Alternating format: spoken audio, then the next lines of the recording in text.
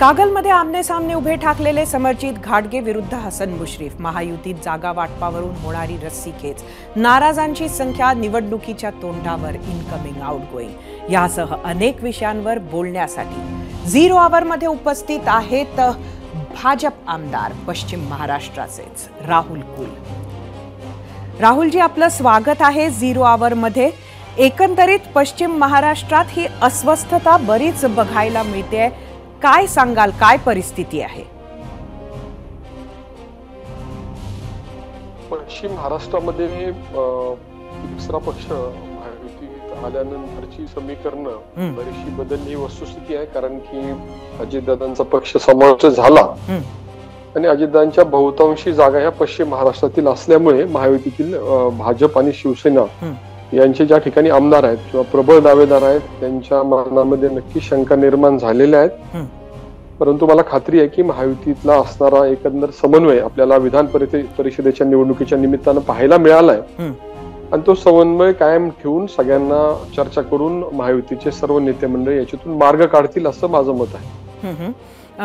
आज आपण बघतोय समरजित घाटगेंच्या बद्दलच्या ज्या काही घडामोडी आहेत त्या सकाळपासून आम्ही पण बघतोय. काल ते देवेंद्र फडणवीस आणि चंद्रकांत दादा पाटील या दोघांनाही भेटले असं कळतंय. मात्र अजून तरी त्यांच्याकडून त्यांना वेगवेगळ्या बातम्या येत असताना सुद्धा ते चुप्प आहेत. त्यामुळे काय समजायचं, यश मिळालं नाही असंच समजायचं का? नाही, साधारणपणे आताच्या खूप आपण लवकर चर्चा करतोय. बऱ्याच गोष्टी घडायच्या, महायुतीतल्या जागा वाटप व्हायचंय, महाविकास आघाडीतले जागा वाटप व्हायचंय आणि काही गृहीत धरलं गेलं असलं तरी सगळं तसंच होईल असं म्हणणं योग्य ठरणार नाही. त्यामुळे सध्या तरी कोण फार पुढे येऊन लगेच निर्णय घेईल अशी परिस्थिती मला वाटत नाही. निवडणुका ही पुढे जाण्याची, काही महिनाभर तरी पुढे जाण्याची चर्चा प्रसिद्धी माध्यमातून आहे. त्यामुळे आपण जे बोलताय ते खूप त्याच्यावर प्रतिक्रिया देणं किंवा त्याच्यावर व्यक्त होणे खूप लवकर होईल असं माझं मत आहे. तर अजून थोडासा कालावधी लागेल. पण मेळावा जो आहे तो उद्या परवात बोलवलेला आहे समरजित घाटगे यांनी आपल्या कार्यकर्त्यांचा. नाही, पश्चिम महाराष्ट्रातील जर परिस्थिती पाहिली तर ग्रामीण भागातील बहुतांशी मतदारसंघामध्ये व्यक्तिगत ताकद असणारे कार्यकर्ते त्या भागामध्ये कार्यरत आहेत आणि पक्षीय राजकारणाबरोबर गटांचं राजकारण हे सुद्धा पश्चिम महाराष्ट्रातील राजकारणाचा एक अविभाज्य भाग आहे. त्यामुळे आपल्या गटातील आपल्याला मानणाऱ्या कार्यकर्त्यांना विश्वासात घेण्याची प्रक्रिया राबवणं चुकीचं नाही. परंतु मला खात्री आहे की समरजित घाटगे हे जे आपले पक्षाचे नेते मंडळी आहेत त्यांच्याशी बोलूनच पुढची दिशा ठरवतील आणि तशा संदर्भातला निर्णय उद्याच्या मेळाव्यामध्ये अपेक्षित आहे असं मला वाटतं. ज्या अस्वस्थतेबद्दल हर्षवर्धन पाटील बोलतायत तशी अस्वस्थता खरंच तुम्हाला कार्यकर्त्यांमध्ये तिथे दिसते का? मागची जर 5 वर्ष जर आपण पाहिलं तर 2019 पासून जी अनिश्चितता राजकारणामध्ये आलेली आहे, म्हणजे भारतीय जनता पार्टी आणि शिवसेनेला लोकांनी जनादेश दिला आणि तो जनादेश पायदळी तोडून शिवसेना, काँग्रेस आणि राष्ट्रवादी हे ऐतिहासिक सरकार चुकीच्या पद्धतीने बनलं. त्याचे जे अदृश्य परिणाम आपल्याला पुढे दिसत आहेत. त्यामुळे अनिश्चितता आता राजकारणाचा भाग राहिलेला आहे आणि निश्चितपणे प्रत्येक भागामध्ये आता अनिश्चितता आहे. इंदापूर माझ्या शेजारचा मतदारसंघ आहे आणि संभ्रमावस्था ही सगळ्यांच्याच मनामध्ये निश्चितपणे आहे. परंतु जोपर्यंत महायुती आणि महाविकास आघाडीची दिशा ठरत नाही तोपर्यंत कोणतेही निर्णय होतील असं मला वाटत नाही. आपण लोकसभेच्या वेळेला बघितलं, खास बारामती लोकसभा मतदार क्षेत्रात काय काय घडलं. त्यावेळेला दादांना मित्रपक्षांकडनंच किती विरोध झाला हे सुद्धा आपण बघितलं. सध्या दादांना घेऊन भाजप आणि शिवसेनेच्या नेत्यांमध्ये पश्चिम महाराष्ट्रात खास काय मानसिकता आहे? नाही, मी भारतीय जनता पार्टीचा कार्यकर्ता आहे. आमची मानसिकता जी आहे ती वारंवार वेगळ्या बैठकांमधून आम्ही आमच्या नेत्यांच्या कानावर घातलेली आहे आणि मला खात्री आहे की केंद्रीय पातळीवरून जे निर्णय होतील ते माननीय आमचे नेते देवेंद्रजींशी बोलून होतील, प्रदेशाध्यक्ष बावनकुळे साहेबांशी बोलून होतील आणि आमच्या भावना विचारात घेऊन पुढची दिशा ठरेल. परंतु पक्ष जो निर्णय घेईल त्याप्रमाणे आम्ही पुढे जाण्याचा नक्कीच निर्णय लोकसभेला घेतला होता आणि तीच भूमिका आमच्या सारख्या सर्व कार्यकर्त्यांची राहील. शेवटी पक्ष हा मोठा आहे आणि त्यामुळे पक्षाची दिशा हीच आमची दिशा असेल. राहुलजी, एकंदरीत अजूनही हवा तसा म्हणजे मित्र पक्ष जेव्हा एकत्र लढतात तेव्हा जो समन्वय हवा तो लोकसभेत तर नक्कीच दिसला नाही, तो अजूनही साध्य करता आलेला नाही असं समजायचं का? नाही, लोकसभेला आपण जर पाहिलं तर तसं पाहिलं तर खूप कमी अंतरानं मतदानची टक्केवारी जर पाहिली तर 0.3 0.4च फक्त फरक महायुती आणि महाविकास आघाडीमध्ये आहे.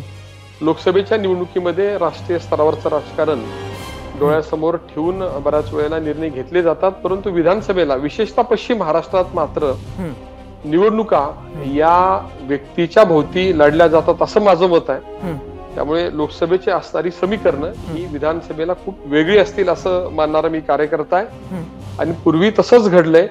यावेळी सुद्धा जे काही लोकसभेला नेत्यांच्यावर आधारित फारशी निवडणूक झाली नाही, ती पक्षावरच आधारित झाली, परंतु या विधानसभा निवडणुका मात्र उमेदवारांच्या भोवती केंद्रित होतील असं माझं मत आहे. त्यामुळे ती समीकरणं वेगळी राहतील. आपण आत्ताच म्हटलं की जी काही मानसिकता आहे ती आपण कानावर घातली आहे नेते मंडळींची. जिथे आता हे जी नवीन पक्ष तुमच्या बरोबर जोडल्या गेलेले आहेत आणि त्यांचे सिटिंग आमदार आहेत, तिथे जी इच्छुक मंडळी आहेत, मग अगदी हर्षवर्धन पाटील हे एक उदाहरण आहेत किंवा समरजित घाटगे हे एक उदाहरण आहेत. अशी जी परिस्थिती आहे त्याबद्दल काय करायचं याची कधी चर्चा पक्षात घडून आली आहे का? नाही, आमची मतं त्या संदर्भातली आम्ही आमच्या नेते मंडळींसमोर मांडलेली आहेत, परंतु शेवटी ज्याला निर्णय घ्यायचा आहे त्या विधानसभेच्या इच्छुक कार्यकर्त्यांचं मला मान्य आहे की त्यांना नेत्यांचाही आदेश मान्य करावाच लागेल, त्याचबरोबर कार्यकर्त्यांच्या भावना सुद्धा विचारात घेऊन तो निर्णय घ्यावा लागेल. काय आहेत या भावना? माझं असं मत आहे की नाही, प्रत्येक मतदारसंघामध्ये ते वेगळे आहेत, परंतु शेवटी जो लोकांच्या पर्यंत जाईल त्यालाच नाही. आता शासनाची भूमिका घेऊन, पक्षाच्या भूमिका घेऊन जे कार्यकर्ते लोकांच्या पर्यंत पोहोचलेले आहेत त्यांना विधानसभेच्या निवडणुका लढवणं सोपं आहे असं माझं मत आहे. राज्य शासनाचा अजेंडा ज्या आमदारांनी अतिशय चांगला राबवलाय त्यांना निवडणुका लढवणं कदाचित सोपं जाईल असं माझं मत आहे. परंतु शेवटी हे सगळे कार्यकर्ते आपल्या कार्यकर्त्यांच्या भावना नेत्यांशी बोलूनच आपला अंतिम निर्णय घेतील असं तरी मला पश्चिम महाराष्ट्राच्या बाबतीमध्ये वाटतंय. खरं तर आपण लोकसभेमध्ये निलेश लंके बघितले आणि आता कुठेतरी समरजित घाटगे यांचं निलेश लंके होणार का असं वाटतंय.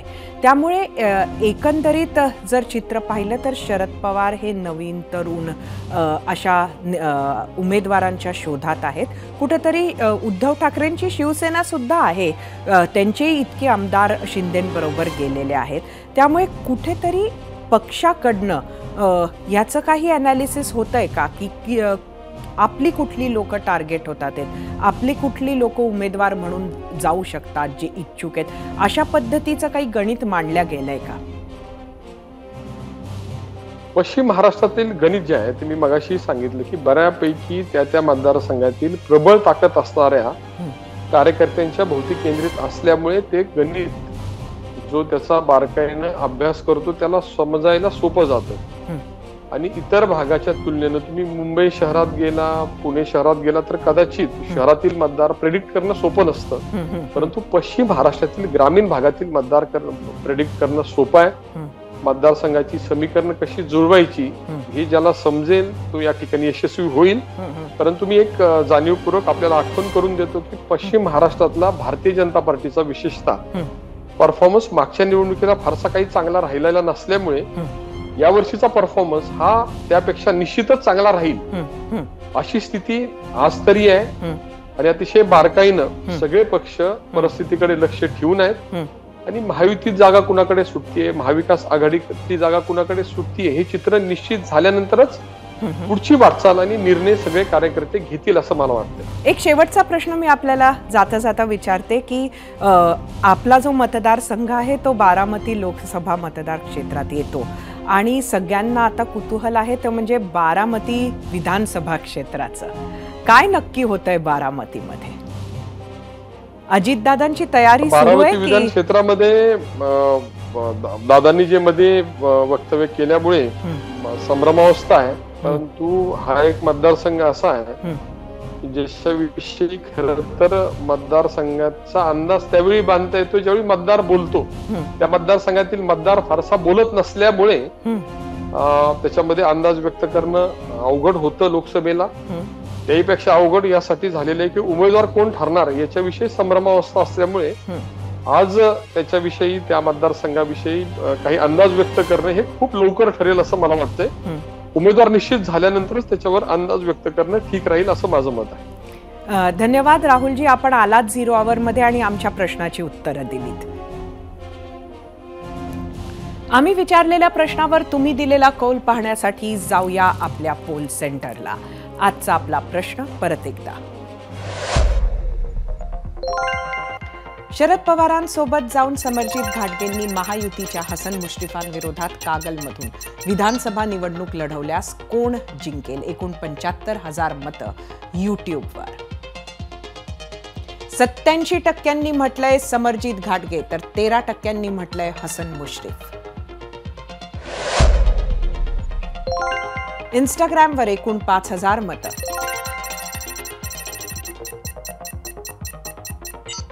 72% म्हटलंय समरजित घाटगे, 28% हसन मुश्रीफ. फेसबुकवर एकूण 1,500 मतं.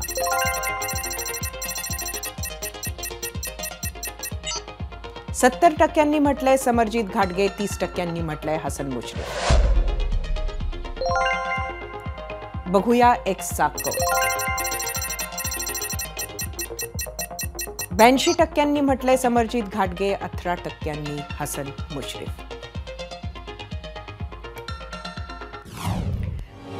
राजकारणात अस्तित्व टिकवायचं असेल तर त्याला सत्तेचं औषध लागतं आणि तेच सत्तेचं औषध मिळतं ते निवडणुकांमध्ये. त्यामुळे कोणताही पक्ष असो, कोणताही नेता असो, निवडणुकांच्या तोंडावर आपापल्या पद्धतीनं उमेदवारीसाठी प्रयत्नशील असतोच. कधी काळी काही मंडळी पक्षाची आयडिओलॉजी किंवा तत्वांसाठी राजकारणात काम करायची. पण आता प्रत्येक पक्षानं हे सिद्ध करून दिलंय की सत्ता हेच एकमेव तत्व. मग अजून एक शब्द होता, पक्षनिष्ठा. त्यालाही तिलांजली मिळाली. कारण जर सत्ता हेच एकमेव तत्व असेल तर ती मिळवण्यासाठी पक्षांतर करावी लागली तर it is part of the game. शेवटी हा प्रश्न तर आहेच ना की पक्षाच्या प्रेमात राहून थांबून राहिलात तर उमेदवारी मिळेल का हे सांगता येणार नाही आणि कोणीतरी बाहेरून आलेला ती तुमच्या आधी घेऊन जाऊ शकतो. शेवटी राजकारणाला सुद्धा डार्विनचा तोच नियम लागू होतोय, survival of the fittest. ABP माझा, उघडा डोळे बघा नीट.